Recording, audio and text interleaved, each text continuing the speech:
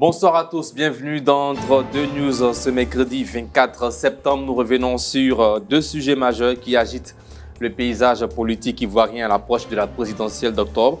Premièrement, Pascal Affi-N'Guessan, le président du FPI, rejette la décision du Conseil constitutionnel et dépose une plainte contre X, et en dénonçant aussi ce qu'il considère comme des falsifications de documents liés à son parrainage citoyen. Cette démarche met la justice au cœur du processus électoral et relance les interrogations sur la transparence et l'équité de cette présidentielle. Deuxièmement, nous parlerons bien sûr du parrainage citoyen, ce mécanisme qui conditionne l'éligibilité des candidats en Côte d'Ivoire. Faut-il le maintenir, le supprimer ou le repenser pour garantir des élections plus inclusives et crédibles? Grosse interrogation que nous essayerons de répondre dans cette émission avec nos différents consultants. Michel Betta, journaliste DG du quotidien Le Bélier. Bonsoir. Bonsoir, Cédric. À vos côtés, Aou Manguel Lakpa, analyste sociopolitique. Bonsoir à vous. Bonsoir. Jacob Aron Ekissi, juriste et analyste politique. Bonsoir. Bonsoir, Cédric. Et enfin, Arsène Anoma, analyste politique. Bonsoir. Bonsoir, Cédric. Alors, place à la première partie de cette émission. Affi-N'Guessan rejette la décision du Conseil constitutionnel et dépose une plainte contre X. Première question. Tout d'abord, quelle lecture faites-vous de cette plainte déposée par Affi-N'Guessan? Allons-y avec vous, Gaël Lakpa. Alors, cette action menée par le président Pascal Affi-N'Guessan a surpris plus d'un, parce que, on le sait, selon la Constitution, la décision du Conseil constitutionnel ne doit souffrir d'aucun recours. Dans un processus normal, un processus, comme souvent on le voit dans les affaires en justice, vous pouvez aller en première instance. Lorsque vous n'avez pas eu gain de cause, que vous n'êtes pas satisfait, vous allez en appel, après en cassation. Or, dans ce processus électoral, lorsque le Conseil constitutionnel finit de délibérer, c'est dit par la Constitution que cela ne souffre d'aucun recours. Donc, ce qui a fait que le fait que le président Pascal Affi-N'Guessan se rende vers le procureur pour entamer une procédure, ça a surpris plus d'un. Mais c'est fait dans quel but? C'est fait dans un but selon lequel le président Affi-N'Guessan et d'ailleurs avec la plupart des membres de l'opposition ont dit qu'ils continueront toujours à se battre par les moyens démocratiques. Donc je pense que c'est déjà un moyen démocratique plutôt que d'aller s'adonner à des actes un peu plus virulents que cela. C'est une procédure. Et puis je pense que ce n'est pas plus une action judiciaire que parce que administrativement, si on veut analyser, je vois mal le procureur de la République se saisir de ce dossier-là, mener une enquête et aller jusqu'au bout. Parce que le président Affi-N'Guessan porte plainte contre X, ce qui veut dire qu'il veut savoir qu'est-ce qui a bien pu se passer. Donc c'est à la suite d'une enquête qu'on pourra savoir. Mais au vu de l'article de la Constitution qui dit que la décision ne souffre d'aucune contestation, je vois mal l'administration continuer. Mais je sais que le président Affi-N'Guessan lui-même, il est au courant, mais c'est un grand politique. Il cherche plutôt c'est une procédure morale, en fait. C'est plutôt moral. Une manière pour lui de démontrer que le processus électoral contient effectivement beaucoup de failles. C'est de démontrer les failles de ce processus-là. Et puis aussi montrer que la CEI n'est pas crédible. Parce qu'ici, il ne met pas en cause le Conseil constitutionnel, parce que le Conseil constitutionnel a reçu les documents de la part de la CEI. L'autre interrogation, c'est qui X, finalement? Voilà, donc X doit forcément se retrouver au niveau de la CEI, parce que c'est à la CEI qu'il a transmis les documents. Sauf que ce qui est arrivé au niveau du Conseil constitutionnel, il met en doute ce qui a été déclaré au niveau du Conseil constitutionnel quand il dit que près de 200, il y a une différence, près de 200 et quelques voix, parrainages lui ont été accordés, entre 200 et 2000 lui ont été accordés, ce qui veut dire que les chiffres relativement à ce qu'eux, ils ont déposé et ce qui a été proclamé par le Conseil constitutionnel, c'est deux choses différentes. Donc, il a l'impression que son dossier a été changé. Mais si tel est que la CEI est une institution crédible, ça ne doit pas arriver. Et comme c'est à la CEI qu'ils ont déposé les documents, la CEI étant responsable de ces documents-là, ils portent plainte contre X. Et normalement, s'il devrait avoir une enquête, c'est au niveau de la CEI que cela devrait. Alors, Arsène Anoma, est-ce que pour vous, c'est un recours juridique légitime ou une stratégie politique? Je vais faire court, hein, et vous m'avez tendu la perche idoine. C'est une stratégie politique. C'est une stratégie politique parce que nous savons tous que la rhétorique de l'opposition, et moi c'est mon postulat depuis tout ce qui a été dit par l'opposition avant l'entame du dépôt des candidatures, l'opposition ne veut pas aller à la présidentielle à date. Donc l'opposition use de divers subterfuges pour avoir la non-tenue de l'élection à date, prétexter un vide, constater un vide constitutionnel et demander une transition politique. Donc pour moi, c'est une stratégie politique savamment pensée. Parce que lorsque le président du FPI porte plainte contre X, c'est vrai, mon frère Lacroix disait tout à l'heure que dans ses analyses, il semble plutôt porter plainte contre la CEI parce que le Conseil constitutionnel a pris une décision sur la base de faux, je pense, de documents erronés transmis par la CEI, si je fais une lecture. Alors que, même si, considérons même qu'on part sur cette base, mais il est dit dans l'article 138 de notre Constitution que la décision du Conseil constitutionnel s'impose à tous. Donc, dès que le Conseil constitutionnel aura une décision, cette décision-là est définitive et elle s'impose à tous. Qu'on soit d'accord ou pas, c'est fini, on prend acte. Donc, partir, saisir, porter plainte chez le procureur, qui est une juridiction en dessous du Conseil constitutionnel, demander à ce que le procureur se saisisse du dossier, mener des enquêtes et in fine, parce que dans son discours, il demande à ce que cette décision du Conseil constitutionnel soit cassée, remise à plat, qu'on constate la vacuité de tout ce qui a été pris par le Conseil constitutionnel et que le jeu politique, cette période préélectorale-là, soit remise à plat. Mais on est clairement dans une stratégie politique. On est carrément dans une stratégie parce que Afin Guessan, en tant qu'intellectuel, homme politique et acteur politique très imprégné des réalités ivoiriennes, il sait que cette plainte-là ne pourra pas prospérer et que le procureur ne pourra pas donner suite à sa plainte et que la décision du Conseil constitutionnel s'impose à lui et s'impose à tous les acteurs politiques. Donc, il est plutôt pour moi je le dis, comme les autres acteurs politiques qui n'ont pas été retenus, ils sont dans la ruse politique pour ne pas arriver à une participation à la présidentielle, constater un vide juridique et demander tout simplement une transition politique. Donc pour moi, ce n'est pas une action judiciaire qui pose, c'est une ruse politique. Bien, Michel Betta, est-ce que pour vous, la plainte d'Afin Guessan révèle des failles de notre système électoral? Vous le savez, depuis la proclamation des candidats, 5 candidats retenus, beaucoup d'eau a coulé sur le pont. D'aucuns ont constaté que le Conseil constitutionnel, dans son rendu, a rendu le droit, mais d'une façon que beaucoup ont contesté, notamment du côté de l'opposition, quand on constate que Laurent Gbagbo n'a pas eu des parrainages alors que certains de ses lieutenants qui sont engagés ont eu les parrainages.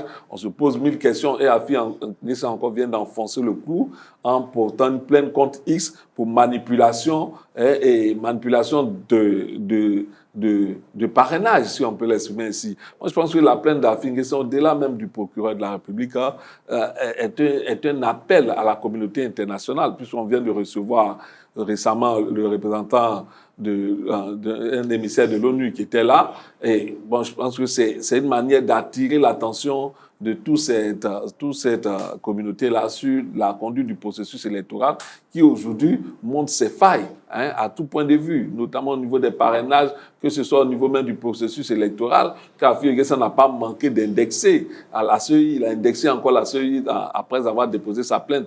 Mais on ne va pas se leurrer, le procureur, il serait difficile pour lui de mener les enquêtes nécessaires pour sortir quoi que ce soit de cette procédure judiciaire. Mais ce qu'on retient, c'est que c'est un acte politique fort, parce qu'aujourd'hui, après la proclamation des résultats des candidats par le Conseil constitutionnel, il avait été dit que le Conseil constitutionnel, la décision était insusceptible de recours, mais nous savons tous que c'est en contestant les résultats, les décisions du Conseil constitutionnel que le président Ouattara est là aujourd'hui. Donc, les autres ne vont pas faire la fine bouche. Hier, tu as contesté les décisions du Conseil constitutionnel, ce qui t'a permis d'être aujourd'hui président. Eux, ils ne vont pas se taire. Moi, je le dis souvent, ça nous coûte quoi de dire au président Ouattara que tout ce qu'il fera en excluant les autres candidats sera contesté.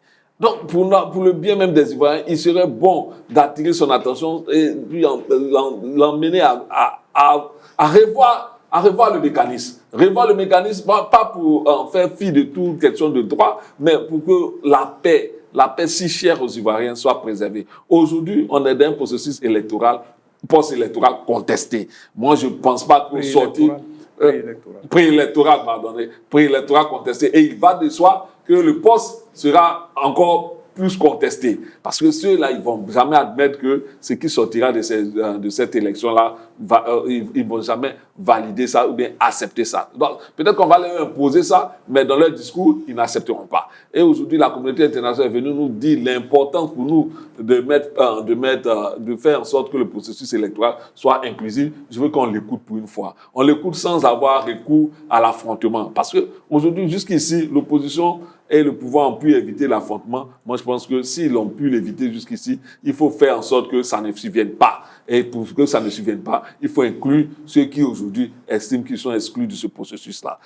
À ce rythme-là, moi je dis, l'élection présidentielle à venir nous met encore dans une impasse. Et après tout ce que les Ivoiriens ont vécu depuis 2011, nos élections, depuis 2010, 2011, 2020, nos élections sont conflictuelles. Pour une fois, faisons preuve de maturité en menant les Ivoiriens à avoir des élections tranquilles, sans heurts. Bien, Jacob Ekissi, est-ce que, selon votre lecture, vous en tant que juriste, la décision du Conseil constitutionnel peut-elle être contestée efficacement par cette plainte d'Afin Guessan, même si la Constitution ivoirienne est claire là-dessus?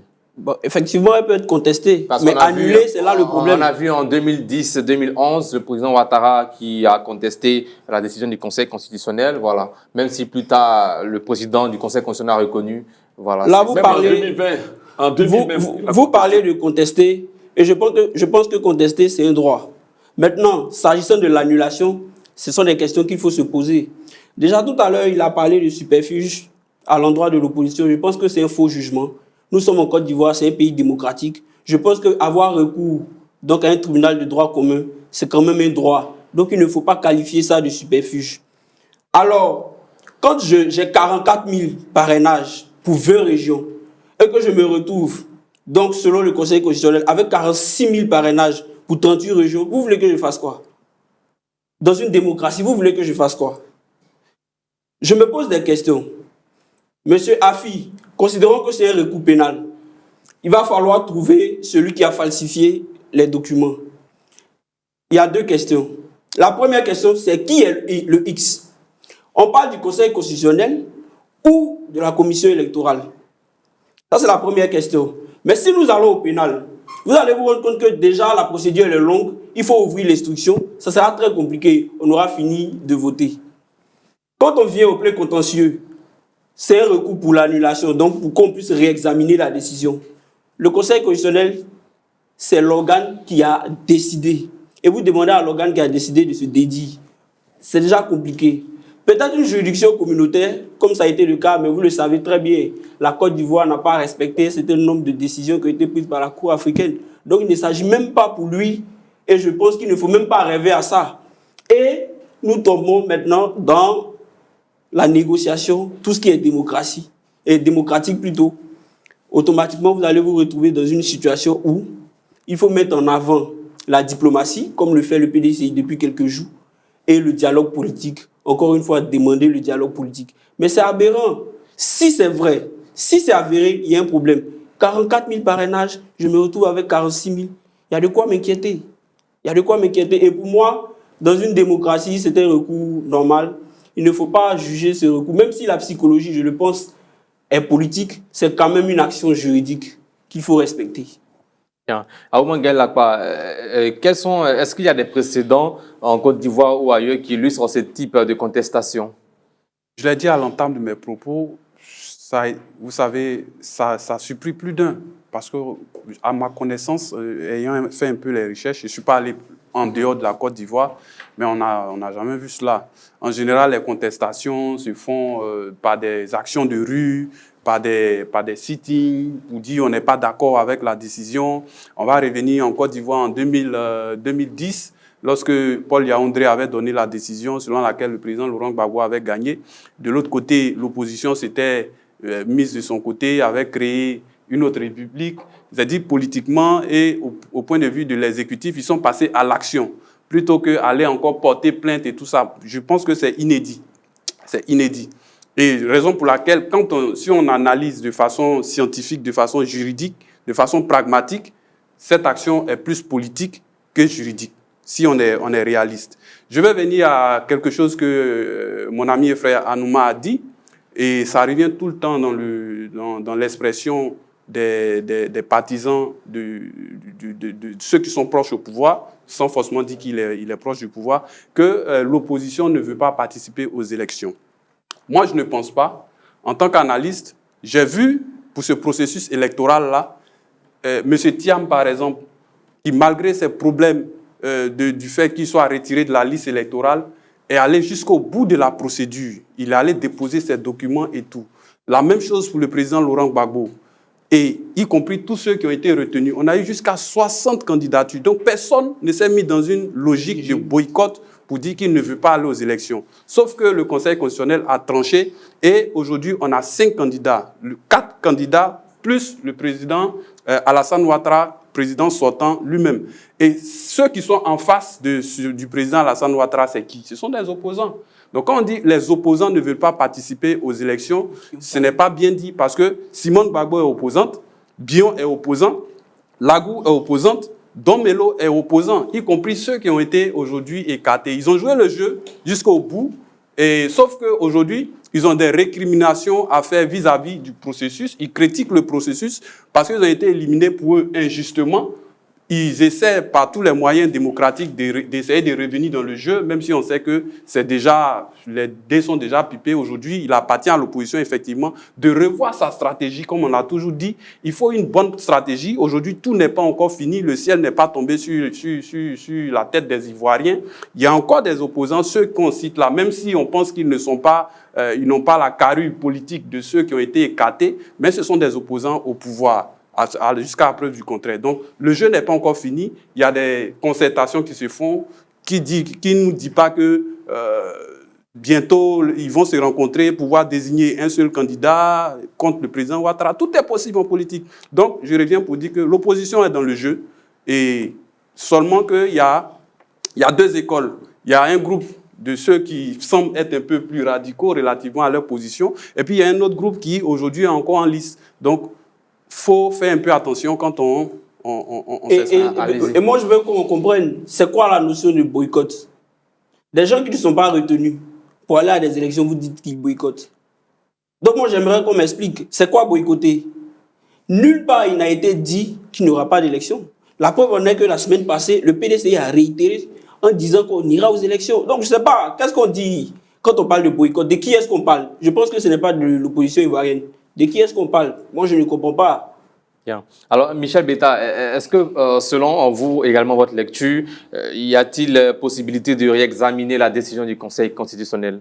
Bon, juridiquement, c'est presque impossible. Hein? Juridiquement, c'est presque impossible. Mais tu sais que dans notre démocratie, la rue a tantôt fait plier les juridictions. Donc, en choisissant la voie juridique, associée certainement à la voie publique, à la voie des manifestations publiques, je crois que cela peut donner ne serait-ce qu'un écho à leur plainte, à leurs revendications, à leurs exigences. Et ça, il faut en tenir compte. Moi, je crois qu'on ne peut pas continuer de se fermer les oreilles, de ne pas entendre le cri de ceux qui sont aujourd'hui exclus de ce processus électoral-là et continuer à faire croire que tout va bien. Il faut s'arrêter, La communauté internationale est venue à notre chevet, elle nous a entendus, elle nous a donné des recommandations de faire en sorte que cette élection soit inclusive et de faire en sorte de garantir un climat de paix autour des élections. Nous avons encore l'occasion de nous y mettre. Et je pense que celui qui a la clé de tout cela, il ne faut pas se leurrer, c'est le président Alassane Ouattara. Il est encore possible de faire quelque chose. Et il ne faut pas voir comme si c'était un acte de faiblesse ou bien de défiance. Il faut oser faire quelque chose. Il faut oser faire quelque chose, non pas pour soi-même, Mais pour tous ces Ivoiriens aujourd'hui qui, parfois, sont en train de nous dire c'est la rentrée, les parents hésitent même à aller inscrire les enfants. Il ne faut pas se le cacher, nous sommes au quotidien avec eux. Ils hésitent même à aller inscrire les enfants parce que pour eux, le 25 octobre n'étant pas encore passé, ils sont dans la crainte que quelque chose de dramatique puisse survenir. Ce n'est pas ce climat-là qu'on veut offrir à nos populations. Moi, je pense qu'après l'épisode de 2011, après l'épisode de 2020, nous avons un devoir de donner la quiétude à nos populations. Et si nous sommes incapables de le faire, ce ne sont pas nos infrastructures, nos chantiers qui le feront à notre place, c'est nos actes. Et nos actes sont attendus. Nos actes sont attendus pour essayer tant bien que mal d'apaiser les peurs de nos populations qui nous regardent, qui nous écoutent et qui sont tout le temps en train de se poser des questions. C'est vrai qu'on veut faire fi de leurs préoccupations, de leurs justes craintes, mais on ne peut pas faire boucher nos oreilles à ce que tous les jours, même quand tu vas au marché, quand tu vas à l'école, les gens qui te reconnaissent sont en train de t'interpeller pour dire « Ah, qu'est-ce qui va se passer à la veille de ces élections? Qu'est-ce qui va se passer à l'oreille de ces élections ?» Donc, moi, je pense que cet appel d'Afin Guessan-là, même si aujourd'hui, on estime qu'il n'y a pas de recours possible, mais il y a entre les mains du président de la République se trouvent des voies de recours qui peuvent être utilisées et il faut qu'il les utilise pour donner un coup d'accélérateur à notre démocratie. Parce qu'aujourd'hui, il ne faut pas qu'on se le voile. La démocratie ivoirienne, la Côte d'Ivoire, je dis même la Côte d'Ivoire est un nain électoral. Au plan des infrastructures, c'est vrai, on a eu beaucoup d'infrastructures. Vous voulez dire un nain démocratique? Non, pas élection, parce que la démocratie, ça peut être les tests. La démocratie, c'est les tests. On voit que nos tests sont en tout point quelque part beaux, mais dans l'applicabilité, on s'arrête quand on doit appliquer certains points de ces tests-là. Et les gens qui ont été nommés ont du mal à exprimer totalement le droit que de vouloir faire plaisir à ceux qui les ont nommés. Et voilà où on en est aujourd'hui, on est dans une impasse électorale. Bien, allez-y, Arsène Noma. Bon, j'ai entendu des choses tout à l'heure de la part de mon voisin ici, M. Kissi, qui nous a été présenté comme juriste. Je ne conteste pas. Et analyste politique. Juriste, je reste sur ça. Et s'il est vraiment juriste, je comprends pourquoi l'historien lambda ivoirien a du mal à comprendre les questions juridiques. Parce que ceux qui sont censés être juridiques, au lieu de venir faire des interventions juridiques, font des interprétations selon leur sensibilité. Moi, je suis littéraire, je ne suis pas juridique. Vous parlez du Conseil constitutionnel? Je ne vous ai pas interrompu, vous êtes un homme de droit, donc soyez discipliné. Voilà. L'article 138 de la Constitution disait que les décisions du Conseil constitutionnel ne sont susceptibles d'aucun recours et elles s'imposent. Il me dit, en tant qu'homme de droit, qu'on peut contester. Alors que quand je fais une interprétation littéraire, quand on dit quelque chose s'impose et elle n'est susceptible d'aucun recours, c'est que quand c'est dit, c'est fait. Une contestation, c'est quoi? Une contestation, c'est une remise en cause, c'est un refus. Alors que l'article 138 nous dit clairement qu'il ne peut y avoir refus, il ne peut y avoir remise en cause. Donc là, je m'arrête là. Je pense que ceux qui sont les juristes doivent dire le droit au lieu de dire autre chose pour intoxiquer le peuple. J'ai entendu dire aussi que je disais que l'opposition allait boycotter. Il y a une différence entre boycotter et utiliser des subterfuges pour ne pas aller à l'élection. Je vous donne un exemple. Je l'avais donné la dernière fois sur le plateau, mais je vais le donner d'une autre façon. Tu veux passer un concours. On te dit pour passer le concours, il faut avoir 18 ans et avoir le bac comme diplôme. Tu as 16 ans et tu as le BPC et tu t'en vas présenter tes dossiers et tu dis à ta famille, à tout le monde, que moi, je vais passer ce concours-là. Mais pour un esprit rationnel, pour quelqu'un qui a un minimum de jugeote, il sait que tu ne veux pas passer ce concours-là. Qu'est-ce que tu veux? Toi seul, tu le sais. Et quand moi, avec le peu d'intelligence que j'ai, quand je regarde la démarche de l'opposition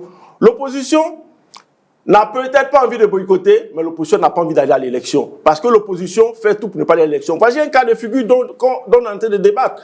Comment le président d'un parti politique, comme le président Afin Guessan, qui a été Premier ministre de Gbagbo, le seul Premier ministre de Gbagbo, de l'ex-président Gbagbo, il y a une décision du Conseil constitutionnel qui n'est susceptible d'aucun recours, à moins de 2 mois de la présidentielle, tu vas tenter une action en justice pour contester cette décision-là et demander à ce que tout le processus électoral soit remis en plat. Qu'est-ce qu'on fait? Si effectivement, faisons de la politique fiction, considérons que l'institution judiciaire auquel il a eu recours lui donne raison et qu'on remette le processus électoral à plat, vers quoi on arrivera? On arrivera indubitablement à ce que le 25 octobre 2025, il n'y ait pas la présidentielle. S'il n'y a pas la présidentielle le 25 octobre, on rentre dans une incertitude.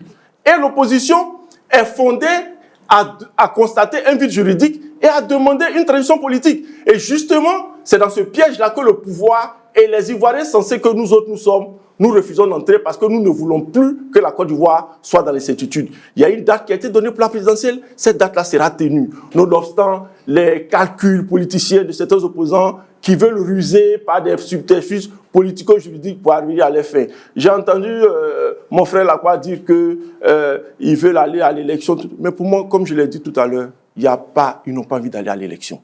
Ils n'ont pas envie d'aller à l'élection. Sinon, s'ils veulent aller à l'élection, effectivement, il y a deux pôles de l'opposition. Il y a une opposition raisonnable, sensée, républicaine, qui a compris que la Côte d'Ivoire vient de loin et qu'aujourd'hui, nous sommes dans un processus qui peut ne pas être parfait. Mais quel processus électoral, quel système juridique dans le monde est parfait? Il n'y a pas, on a vu le président Trump, lorsqu'il avait été battu, ses partisans ont envahi le Capitole parce qu'ils contestaient sa défaite. Ça veut dire que aucun processus électoral n'est parfait, mais si on est des responsables politiques conscients qui font passer l'intérêt du pays avant nos modestes personnes, on doit prendre acte des décisions que nos institutions prennent et les acter et avancer. Bien. Alors, Gaël Lacroix, est-ce que l'ONU ou les autres observateurs internationaux peuvent jouer un rôle en faveur de Pascal Affi-N'Guessan à travers cette requête? En faveur pas en faveur de Pascal Affi-N'Guessan, mais en faveur de toute la classe politique ivoirienne, en faveur de tous les Ivoiriens. Parce qu'on l'a vu, le représentant de l'ONU qui est venu, mais pas seulement lui. Il y avait eu les sages africains qui sont venus, il y a tout ce balai international qui vient là.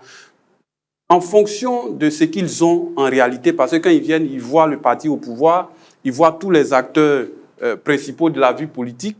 Ils ont même vu le président de la CEI. C'est-à-dire qu'ils voient toute la classe politique, y compris même certaines personnes de la société civile. Donc, ce qu'ils devraient faire, c'est pour les Ivoiriens, c'est pour le peuple ivoirien. Quand ils viennent, ils écoutent à gauche, à droite, ils écoutent partout. Si à la fin de leur mission, les conclusions leur font savoir qu'effectivement, nous sommes assis sur un volcan qui risque d'entrer en éruption d'ici le 25 octobre, pour baisser la tension, ils peuvent décider d'appeler tout le monde à une concertation avant les élections. Mais s'ils voient que, bon, c'est vrai, c'est le jeu démocratique, il y en a qui ont été éliminés qui ne sont pas contents, pendant qu'il y en a qui sont contents, qu'il n'y a pas de danger, il n'y a pas de problème à l'horizon, mais ils ne feront rien. Ils nous diront simplement que, ouais, bon, il faut que les choses se passent bien, comme le représentant de l'ONU l'a dit. Donc tout dépend de ce qui... de l'appréciation de ces organismes internationaux qui viennent. Mais nous qui sommes sur le terrain, Ivoiriens que nous sommes, nous disons que tout le temps, toutefois qu'il faut que 2-3 Ivoiriens puissent se parler pour la paix, il ne faut pas en faire l'économie. Tout à l'heure, Arsène Anouman est revenu, heureusement qu'il est dans son développement, même il se rendra compte après, qu'il est venu à ce que je voulais dire. Quand il s'exprimait, je ne serai pas long, il a dit, premièrement, l'opposition ne veut pas aller aux élections. Moi, j'ai démontré que l'opposition veut aller aux élections. Et cette opposition-là n'est pas seulement composée des personnes qu'il avait en tête en disant l'opposition. Parce que souvent, on fait l'amalgame. Quand on parle du PPACI ou bien du PDCI, on dit l'opposition. Alors que l'opposition est composée de plusieurs autres acteurs. Donc c'est pour ça que j'ai parlé de façon générale, hein, mais dans mon développement, j'ai spécifié. Non, c'est maintenant que tu as pu spécifier. Sinon, si ta première prise de parole, Affi-N'Guessan est membre de cette opposition qui refuse d'aller à l'élection. Voilà, si ta première prise de parole, tu n'avais pas spécifié, tu avais dit l'opposition. Moi, j'ai démontré que dans cette opposition-là, aujourd'hui, c'est une figure de style. J'ai pris une partie pour le tout, en identifiant l'opposition radicale à Affi-N'Guessan. Non, c'est pas une figure de style. Nous ne sommes pas tous des hommes de lettres. Nous ne sommes pas tous des hommes de droit. Mais bien sûr, effectivement aussi en tant qu'homme de lettres, je dis que ce n'est pas une figure de style. Vous voulez réagir? Maintenant que tout est clair, il n'y a pas de problème. Moi, je pense que la diplomatie a sa chance. Et dans le concept d'État démocratique, la démocratie doit être supérieure au test. Quand la démocratie est supérieure au test, ça évite que la loi soit corrompue. Si toutefois, il y a la volonté de corrompre la loi. Donc, tout ce balai-là est important. Et moi, je suis très optimiste jusqu'au 24 octobre 2025. Il faut donner la chance à la politique. Il faut donner la chance à la diplomatie. Il ne faut pas rester fermé parce qu'en 2010, la diplomatie a joué un rôle. Et si aujourd'hui nous sommes en 2025 et que la diplomatie arrive, il ne faut pas la contester. C'est à la fois un droit pour la communauté internationale de s'intéresser aux choses qui concernent un État et c'est également un droit pour l'opposition de se faire entendre à l'international. Donc je pense que... Merci. Voilà, alors nous allons maintenant faire place aux chiffres du jour.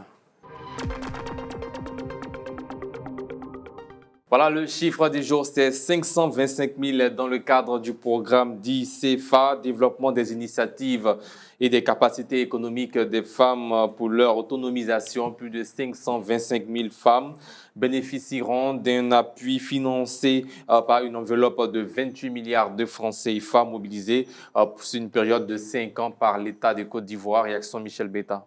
Oui, il faut saluer toujours les initiatives en faveur de nos populations, qu'elles soient femmes, jeunes et hommes.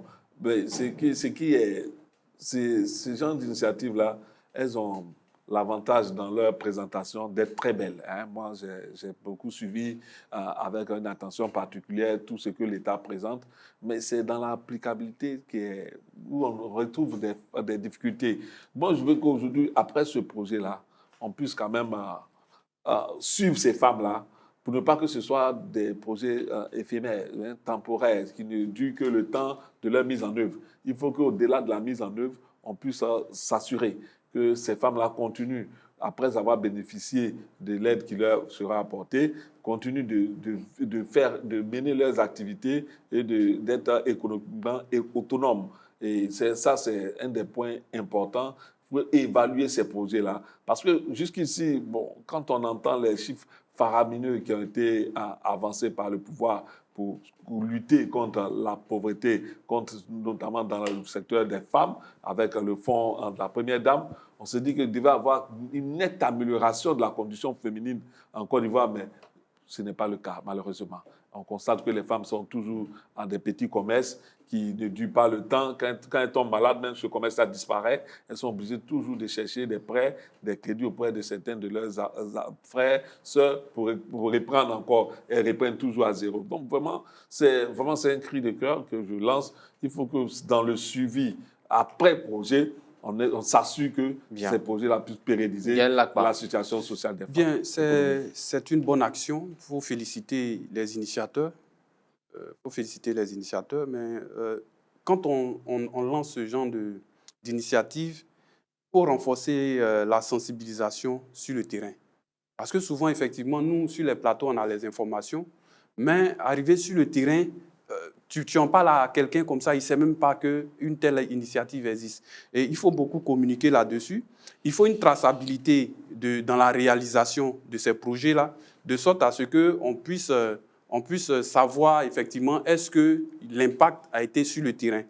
Et puis, il faut former ces femmes. Michel le disait tout à l'heure, il suffit qu'on leur donne les moyens, et puis il suffit que la personne trouve juste un petit problème, après tout tombe et tout. C'est parce que les gens sont en manque de formation.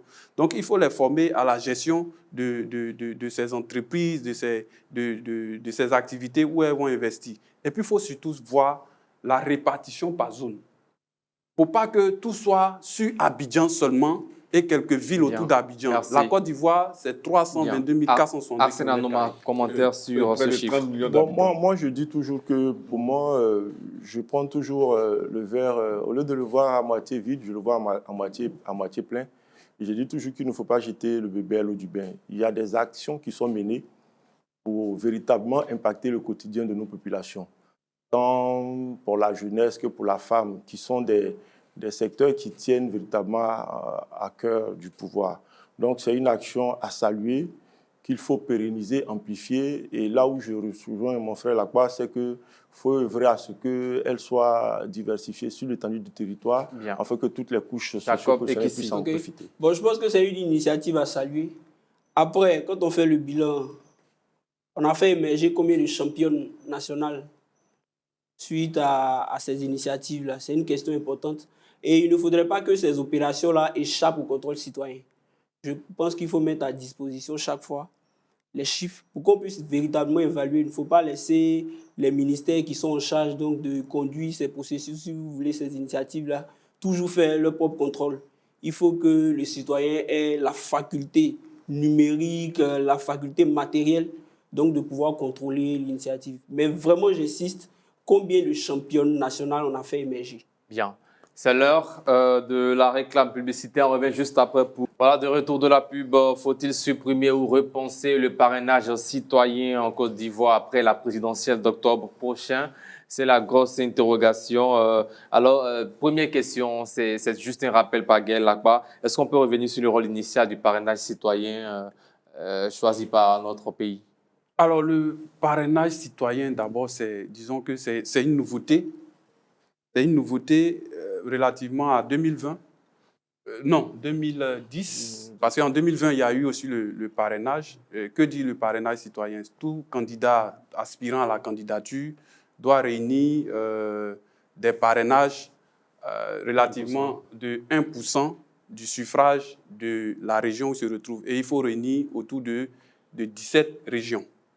Donc, ce qui veut dire que c'est une caution morale que les électeurs devraient apporter à tous ceux qui aspirent à être candidats, mais pas à des candidats, mais qui aspirent à être candidats. C'est une fois que vous avez réuni le 1% des 17 régions, y compris les districts autonomes, si vous avez rempli les conditions que le Conseil constitutionnel a validées, plus la caution, que vous pouvez être candidat. Et c'est ce à quoi nous avons assisté le 8 septembre, le 8 septembre dernier. Bien. Voilà. Alors, Michel Betta, l'autre question, c'est est-ce que ce parrainage citoyen dont on parle assure vraiment la représentativité des candidats? Vous voyez que tous les candidats, que ce soit ceux de l'opposition, ceux qui sont indépendants, même les indépendants, ont critiqué ce parrainage citoyen. Nous sommes arrivés à un point où nul n'a échappé à la discrimination imposée par ces parrainages citoyens-là. Ils n'ont pas d'abord de contrôle en amont, après avoir déposé leur parrainage citoyen. Ils n'ont pas la possibilité de contester, même lorsque on leur dit on le dit, il y a des gens qui ont parrainé des personnes 2 fois, alors que c'est des actes susceptibles de poursuite judiciaire. Là, on n'a poursuivi personne qui s'est rendu coupable de cette forfaiture. Donc, le parrainage citoyen nous met dans une posture où non seulement on ne peut même pas appliquer les tests liés à ces parrainages citoyens-là, et il est devenu maintenant un moyen d'élimination, d'exclusion de certains candidats. Moi, je crois qu'aujourd'hui, nous sommes arrivés à un niveau où, quand on a constaté tout ça, là, il faut suggérer impérativement un audit indépendant de la question du parrainage citoyen. Parce qu'au sorti de là, on a vu les failles de ce parrainage citoyen-là. Il faut auditer cela pour comprendre d'où vient le problème. Si c'est au niveau de la CEI, si c'est au niveau des candidats eux-mêmes, ou bien si c'est au niveau de l'inscription des personnes qui décident de parrainer un candidat, où se trouve exactement le problème, au point que le parrainage citoyen qui devait nous permettre de ne pas avoir des candidatures fantaisistes, de pouvoir faire un filtrage afin que la démocratie ne soit pas le libertinage, tout le monde ne puisse pas s'inscrire, afin que ceux qui viennent s'inscrire aient un début de crédibilité et de légitimité auprès des populations, est en train de nous donner un résultat, je dis, mitigé. Et souvent même, il empêche notre démocratie de s'exprimer de façon suffisante, parce que l'exclusion, ce n'est pas le mot qu'on veut en termes de démocratie. L'autre interrogation, on se demande, est-ce qu'on aurait ce discours si certains candidats remplissaient également ces conditions? Non, c'est pourquoi d'entame, j'ai dit que les plaintes viennent aussi bien de l'opposition que des candidats indépendants. Bon, ça veut dire que tout le monde a été touché par la question des parrainages. Parce que quand on prend par exemple le cas de l'ex-première dame Simone Veil-Gbagbo qui dit que le Conseil constitutionnel a très bien fait son travail, cela a suscité une vague de réactions. Oui, vous savez, en le disant même, moi-même, je me suis dit... Pendant que tout le monde était candidat. Non, parce que la question de bien faire son travail, quand on regarde de façon, je dis, de façon visuelle, on ne va pas rentrer dans les... Sans parler d'inéligibilité, mais parlons du parrainage citoyen. Oui, du parrainage citoyen. Mais quand on regarde, quand on vous dit qu'un candidat comme Laurent Gbagbo hein, n'a pas pu réunir les parrainages et qu'un homme sorti de son sérail, comme Awadon Melo a pu les réunir, mais vous comprenez qu'on est en droit de nous interroger. Et s'ils n'ont pas de moyens de recours quand les parrainages sont déposés, ils n'ont pas de moyens de moyens de vérification, ce qui est dit sur les doubles parrainages. Mais il faut qu'il y ait des mécanismes dorénavant pour permettre à ce que les candidats déclarés puissent avoir des mécanismes de vérification de ce qu'ils contestent aujourd'hui. Sinon, le parrainage citoyen, dès que c'est déposé, tu n'as même plus de contrôle. Afil a dit, il a déposé plus que ce qu'on lui a attribué. Qu'est-ce qu'il a pour prouver?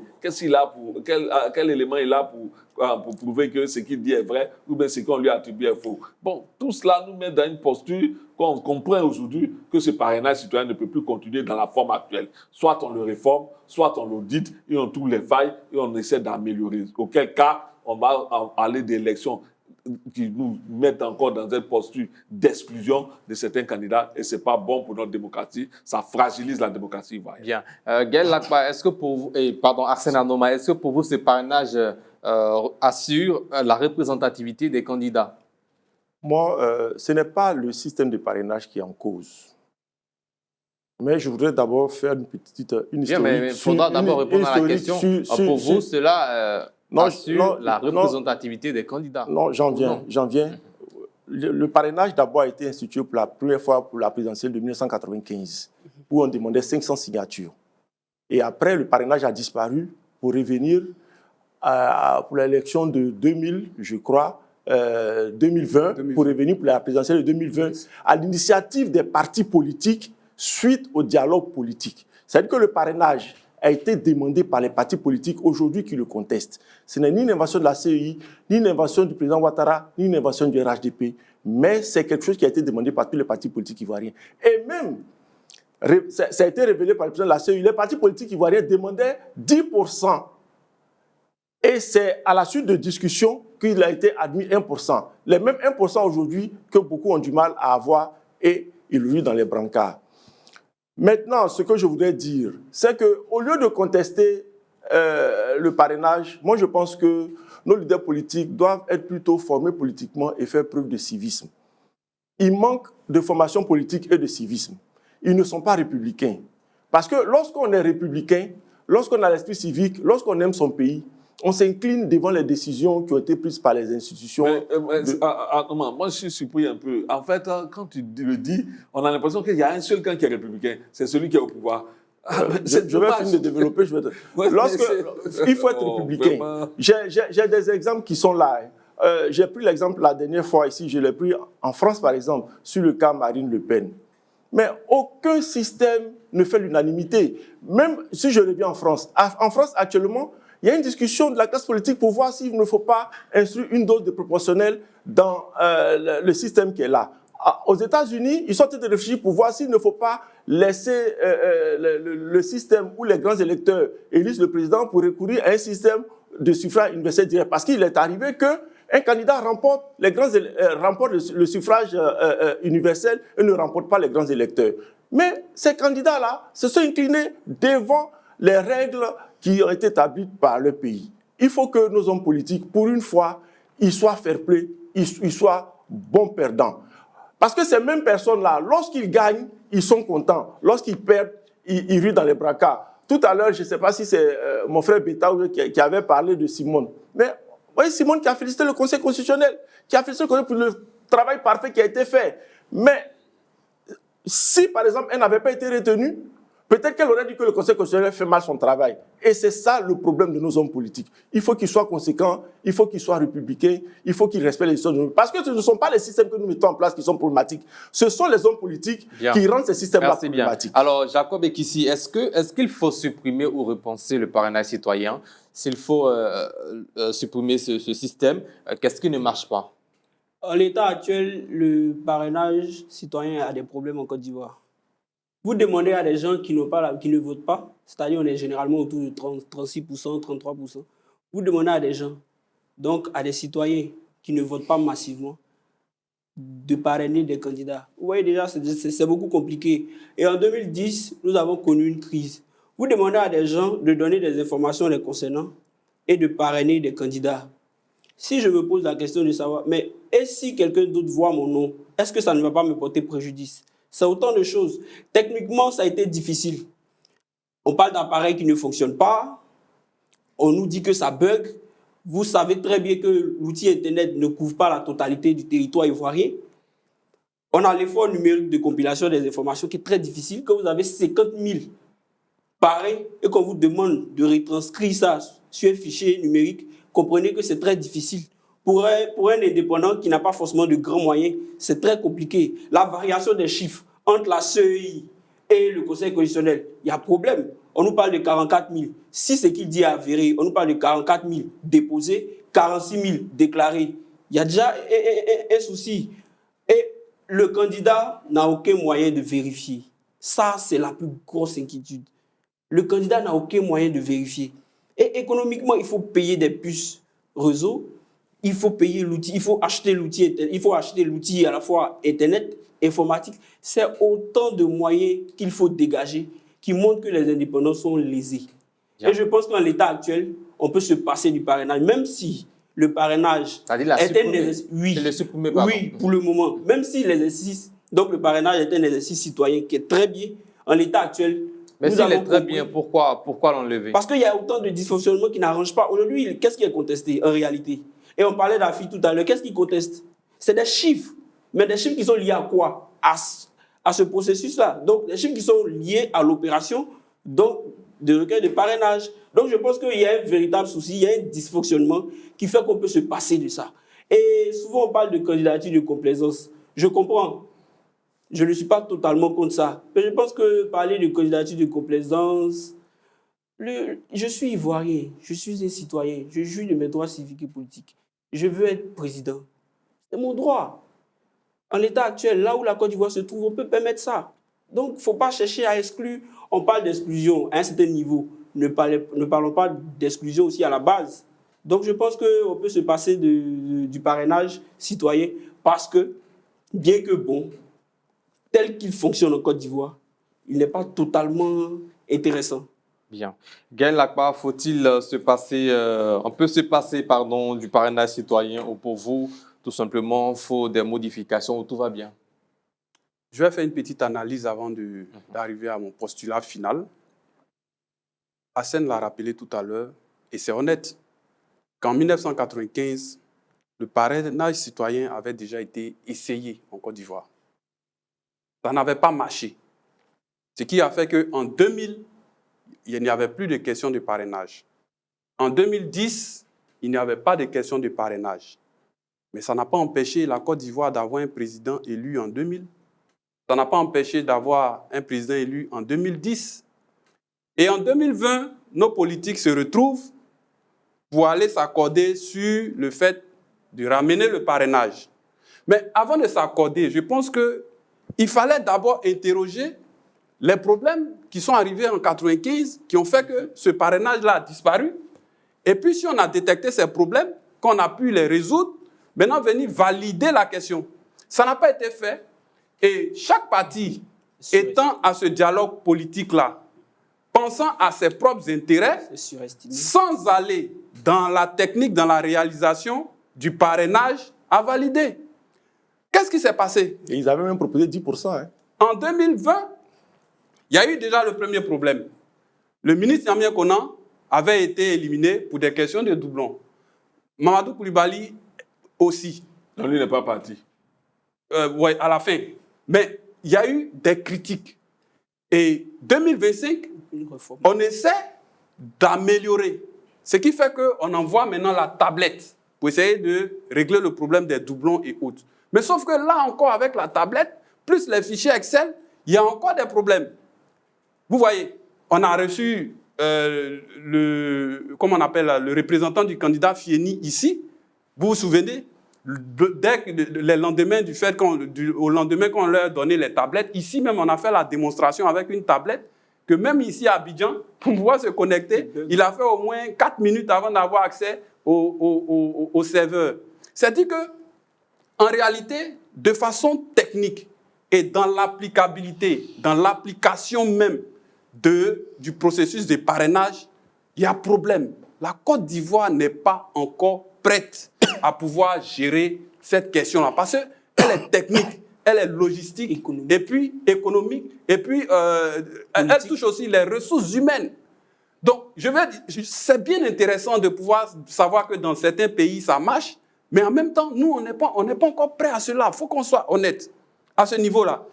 Je vais venir à certains pays autour de nous-mêmes, même en Afrique, au Burundi, au Mali, au Burkina, au Sénégal, en Gambie. Il y a certains pays aussi où ils avaient essayé. Ça a mené beaucoup de disputes, de discussions, comme ce à quoi on assiste aujourd'hui. On ne va pas dire que sur 60 candidats prétendant à la candidature, 5 ont été retenus, 8, ils sont heureux, mais les 55 autres, on a près de 85% qui se plaignent du processus. Il n'y a pas que le président Gbagbo, il n'y a pas que Afin Guessan, il n'y a pas que Thiam pour parler de mauvaise foi des politiques. On peut le dire, ça c'est une interprétation, mais dans la réalité, quand vous voyez comme quelqu'un comme Assalé Tiemoko aussi s'en plaindre, Vincent Tobi s'en plaindre, il y a une candidate là, comment elle s'appelle? Peut-être qu'ils n'ont pas réussi. Non, ce n'est pas le fait. Non, mais quand ils on disent peut te rétorquer que ça, c'est de l'interprétation non, aussi. quand ils Qu'est-ce qui disent, prouve que c'est la réalité? On s'appuie sur les faits. Quel fait? Quand Afin Guessan dit que lui, il a déposé 44 000, c'est sa parole. À la sortie, non. À la sortie, il y en a eu 46 000.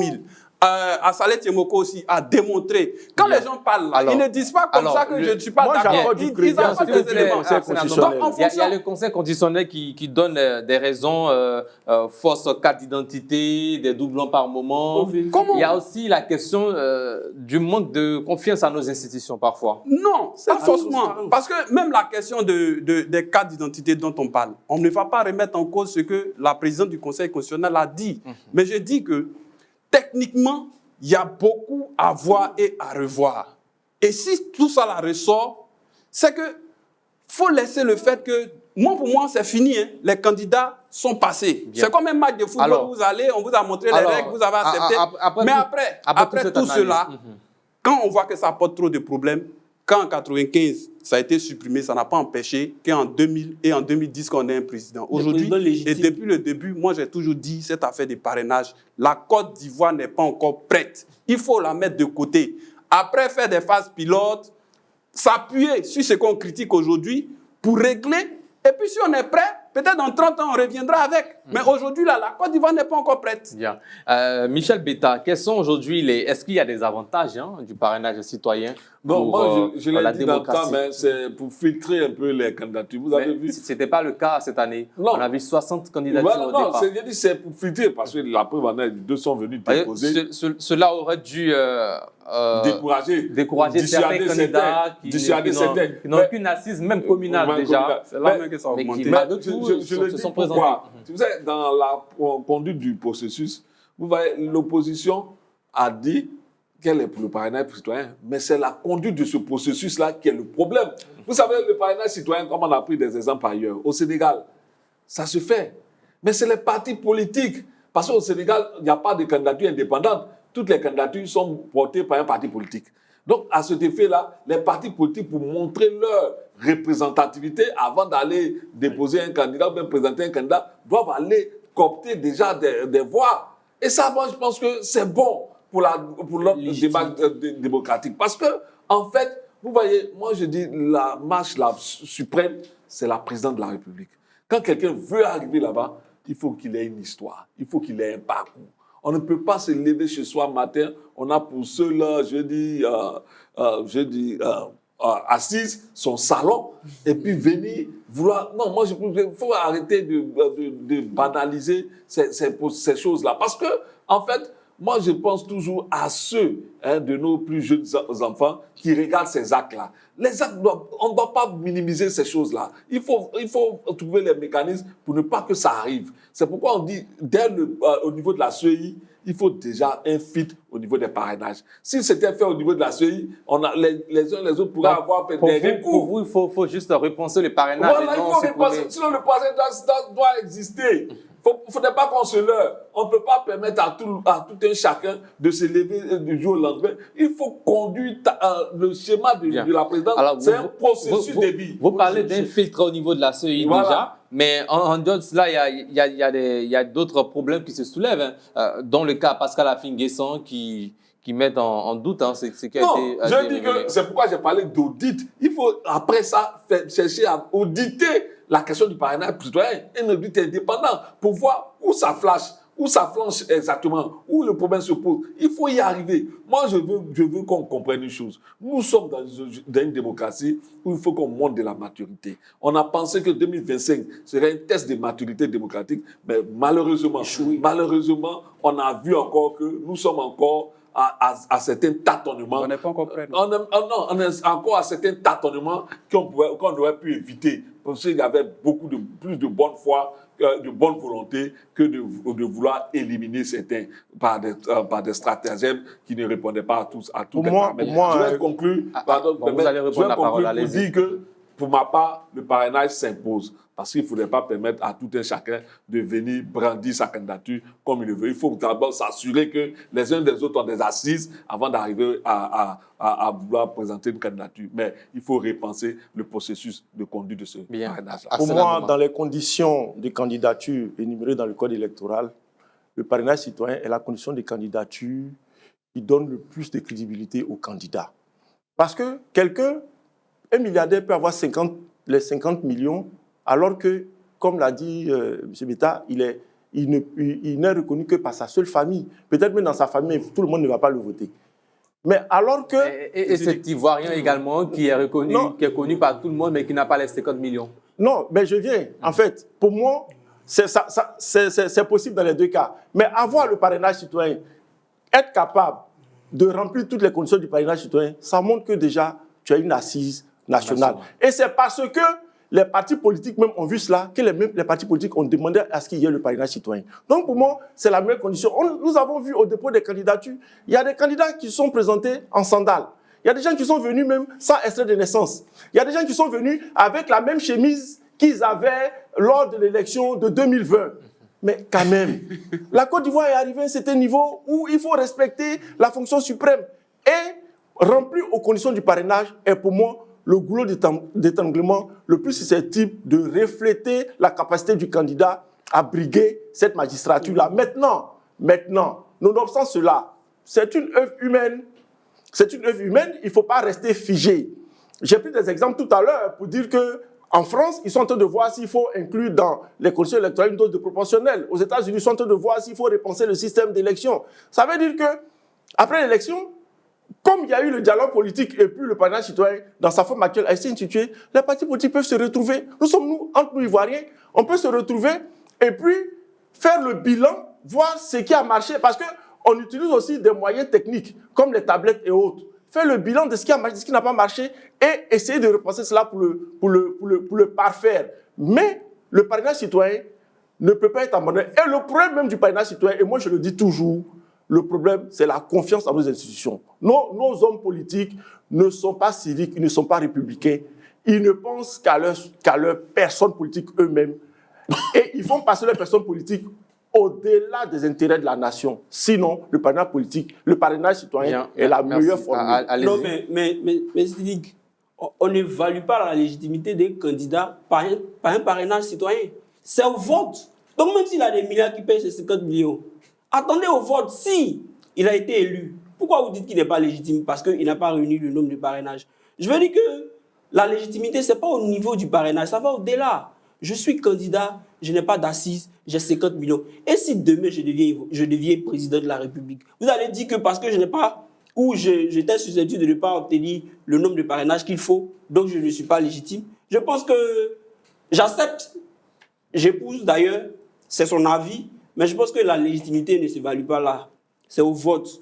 Les gens sont amenés à aller aux urnes pour désigner, pour élire leur président de la République. Si je n'ai pas d'assises et que je me retrouve président de la République parce que j'ai été élu par les Ivoiriens, je suis légitime. Allez-y. J'ai dit tout à l'heure que, est-ce qu'en 2000, il y avait le parrainage? Non. Le président Gbagbo a été élu, il a dirigé le pays pendant 10 ans. En 2010, est-ce qu'il y avait le parrainage? Non. Le président Alassane Ouattara a été élu, il a dirigé le pays. Jusqu'à aujourd'hui, il dirige encore le pays. Quel est cet entêtement à vouloir envoyer un système dont on n'est même pas encore... Moi, je ne dis pas pour exclure forcément, parce que ça serait apporter un jugement de valeur. Je dis, le système, là, on n'est pas encore prêt. Toutes les démonstrations qu'on a Mais si on ne sait pas à quel moment on sera prêt, il faut l'essayer pour être prêt. Mais est-ce qu'on est obligé de l'utiliser? Mais c'est quoi, on a parlé de l'auditer. L'auditer, trouver les failles, corriger, mais aujourd'hui, on se plaint de quoi? C'est qu'en ce moment-là, il ne faut pas que ceux qui ont été éliminés soient mais c'est pas qu'ils sont parce qu'ils sont des politiques et ce sont eux-mêmes qui ont voulu qu'on envoie ce parrainage citoyen-là. Par rapport à ce que Anouman disait tout à l'heure. Mais on n'est pas obligé de réunir un certain nombre de parrainages pour être candidat. La légitimité, elle appartient à qui? Elle appartient au peuple. Mais qui fait le parrainage? C'est le peuple. S'il vous plaît, pas en même temps. Mais le parrainage, ce n'est pas un prévote également. Voilà, c'est pas un prévote. Pourquoi en ce moment-là? C'est pas un prévote, mais ça demande ton enracinement national. C'est moi qui ai la parole ou pas? J'ai la parole ou pas? Allez-y. Donc, je suis en train de dire que de la même manière que ces présidents ont été élus dans le passé, là, on n'a pas dit qu'ils ne sont pas légitimes. Ce sont les politiques, en fonction de leur parti, qui sont allés s'asseoir. Et aujourd'hui, ça fait que les indépendants se sentent lésés dans cette affaire. Si quelqu'un peut payer sa caution et que vous pensez qu'il n'est que le candidat de son propre salon, laissez-le aller aux élections et puis c'est le peuple qui va venir dire que lui là, il a eu que 10 voix, c'est fini et puis on va dire à la fin. Mais les politiciens vont s'asseoir, ils désignent quelque chose, ils viennent, ils imposent à tout le monde et puis aujourd'hui on est dans les problèmes. C'est de ça que je parle. On n'est pas encore prêt pour ce parrainage-là. On peut en parler dans 50 ans, dans 30 ans quand on sera sûr, mais c'est pas maintenant. Parce qu'aujourd'hui on a des problèmes relativement à cause de ça. Bon, c'est qu'en ce moment ceux qui ont été éliminés là, qu'ils acceptent et puis on avance. Sur ce plateau, on dit la même chose en amont. Non, vous ne dites pas la même chose. On dit la même chose. Michel Beta est pour le maintien du parrainage, sauf qu'il faut repenser la chose, corriger les imperfections. Aouma Gaël Lakpa et Arsène Anoma sont contre la suppression. Moi, je suis pour la suppression du parrainage. Et lui, il est contre simplement. également la suppression. Pour lui, tout va bien. Allez-y. Moi, je suis pour la suppression. La question de la légitimité, il ne faut pas la réduire au parrainage. Ce serait dangereux de le faire. Mais un la candidat légitimité du président de la République, du président Ouattara n'a jamais été contestée. La légitimité du président Laurent Gbagbo n'a pas été contestée. Il n'y avait pas de parrainage. On dit, le parrainage est bien. Nous sommes tous d'avis. Le problème, c'est dans la mise en œuvre. Et comme il y a un dysfonctionnement, je peux comprendre qu'on audite et qu'on améliore. Mais entre 2020 et 2025, qu'est-ce qui nous a empêché d'auditer? C'est une question très importante. Qu'est-ce qui nous a empêché d'auditer? On ne l'a pas fait, non? Pourquoi? Parce que peut-être, je ne sais pas, mais que quelqu'un me dise. Pourquoi on n'a pas édité? Donc, parce que peut-être que ça arrange certains. Peut-être que ça arrange certains en l'état actuel. Donc je dis que la légitimité tient au vote. Il ne faut pas réduire la question de la légitimité d'un président de la République. Le fait que parce qu'il n'a pas d'ancrage, il ne peut pas avoir de parrainage. Donc, si demain il est élu, parce qu'en amont, il ne peut pas avoir de parrainage ou il est susceptible de ne pas avoir de parrainage, du coup, il n'est pas légitime. Je pense que ce n'est pas correct. Mais en fait, les gens oublient même que... Regardez, par exemple, si l'organisation de l'élection, là, c'est des fonds publics. Hein. C'est des fonds publics. Combien de présidents ivoiriens ont été élus à partir du parrainage citoyen? Non, mais M. Sidik, chaque élection a ses règles. Quelle règle? Chaque élection a ses règles. Et la règle d'une élection ne remet pas en cause les règles d'une autre élection. Un président peut être légitime sans parrainage. Comme un président, on peut lui demander d'avoir les parrainages pour être légitime.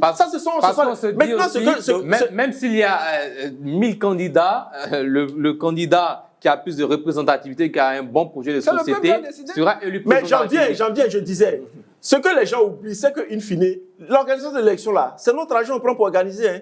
Considérons qu'aujourd'hui... Le parrainage également demande de gros moyens. Oui, mais considérons qu'aujourd'hui, là, il n'y avait pas de filtre et qu'on avait 60 candidats. Vous voyez la machine qu'il fallait déployer pour organiser cette présidentielle avec 60 candidats qui, au final, disons, on essaie de... Ton argument ne tient pas. Non, on essaie de viser avec des arguments. S'il vous plaît. On essaie de viser des arguments. Qui n'ont envoyé qu'un extrait. Oui, mais nous savons tous qu'il y a des candidats qui ne devraient même pas candidater. Non, mais s'il n'y avait pas de filtre, on les laissait comme candidat à la présidentielle. Mais ça allait être un foutoir. Tiemoko n'est-il pas légitime? Ça, c'est de l'interprétation. Comment tu mesures sa légitimité? Comment tu mesures la légitimité? Vous ne me posez pas la question. Moi, je vous demande, est-ce que Azali Tiemogo... Justement, je te ramène la question. Non, ils sont légitimes comment? Ce qu'on vous dit, voilà, c'est que l'opération du parrainage est une opération qui est très bonne. Mais comme elle ne fonctionne pas bien, elle a tendance à léser une partie des candidats. Bien, merci. On va terminer avec Michel Bita. Ne faisons pas d'interprétation. Vous savez, moi, je voulais, en dehors des parrainages, répondre un peu à Hassan.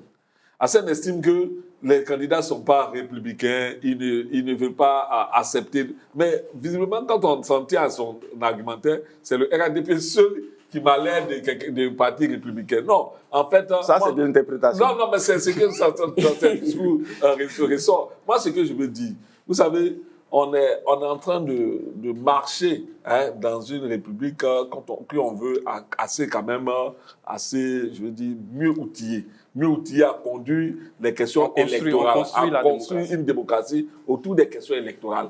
Moi, je crois qu'aujourd'hui, en instaurant le parrainage, c'est pour montrer que... Parce que quand vous parlez de légitimité, oui, c'est vrai, tu peux gagner une élection sans passer par le parrainage, mais le parrainage ne t'empêche pas de gagner. Mais aujourd'hui, actuellement, ça empêche. Je dis, quand il dit ça, empêche de gagner. Donc, parce qu'ils sont à Salé Tchemoko, ils auraient dû réduire le parrainage. Mais si, c'est ce qu'elle fait. S'il vous plaît. Qu'elle fait. Non, qu'elle fait. J'ai fini mon raisonnement. Je dis, ça n'empêche pas de gagner, d'autant plus que si tu peux avoir 1 million d'Ivoiriens, ça ne t'empêche pas de réunir quelque part. Ça ne t'empêche pas de réunir les 1000%. Quand tu réunis les Ivoiriens, c'est la conduite de ce parrainage-là qui fait quelque part à des failles. C'est pourquoi on dit auditer, corriger et reprendre cela. On va éliminer combien de personnes avant qu'on arrive à ce qui est bon? C'est quand seulement ceux qui ont été éliminés là, qu'ils achètent et puis allez-y rapidement. J'ai l'impression que, en fait, les candidats ont obtenu des parrainages, mais le système tel qu'il fonctionne a fait que... Ils ont été éliminés. Peut-être techniquement... Ça, c'est de l'interprétation. Voilà. Vous ne faites pas l'interprétation. Ceux qui ont réuni les parrainages ont été déclarés légalement, chose par le Conseil constitutionnel. On vous dit qu'on a 48 heures pour compléter. On estime que en 48 heures, vous ne pouvez pas compléter. Mais il y a un problème. Quand on vous dit qu'en 48 heures, vous ne pouvez pas compléter, sur quelle base on s'appuie? Mais Michel, on dit que moi, en tant un système qui n'est pas... un système qui n'est pas parfait. Toi, en tant que juriste, tu n'as pas lu le délibéré du Conseil constitutionnel. Si je n'avais pas lu, si je n'avais pas lu... La présidente du Conseil a expliqué sur quoi elle se basait pour refuser tout cela et dit que les 48 étaient insuffisants. Merci. Nous allons maintenant faire place au carton rouge pour terminer cette émission. Voilà, nous sommes dans le carton rouge, le premier carton de cette émission avec Jacob Kissi. Alors, carton rouge à la mairie de Cocody, parce que la rue Ministre n'est pas bitumée. Depuis plusieurs années, avec ce grand nom, la rue Ministre n'est pas bitumée. Et je pense qu'il faut que cette partie de l'émission parte jusqu'au bureau du maire de Cocody. Bien, merci Arsène Arnaud. Non, je n'ai pas de carton rouge. Bien, merci, vous passez. Allez-y, Michel Bita. Moi, je voulais d'abord dire, avant de donner mon carton, que ce n'est pas la mairie qui bitume les rues et que c'est l'État qui le fait. Mais pour mon carton rouge s'adresse particulièrement à la rentrée scolaire. Vous savez, on a constaté, après avoir parcouru certains collèges, que les parents ne sont pas pressés de venir inscrire des enfants du fait des élections futures. C'est l'occasion d'interpeller encore les autorités. On n'a pas besoin d'un climat politique, d'un climat électoral qui fait tant craindre le pire. Il faut vraiment dissiper cette psychose des élections dans notre pays. Il faut faire l'effort. Tout ce qui peut être fait pour dissiper cette psychose des élections, il faut le faire, visiblement. Quel Lakba? Je vais rester dans le monde de l'éducation.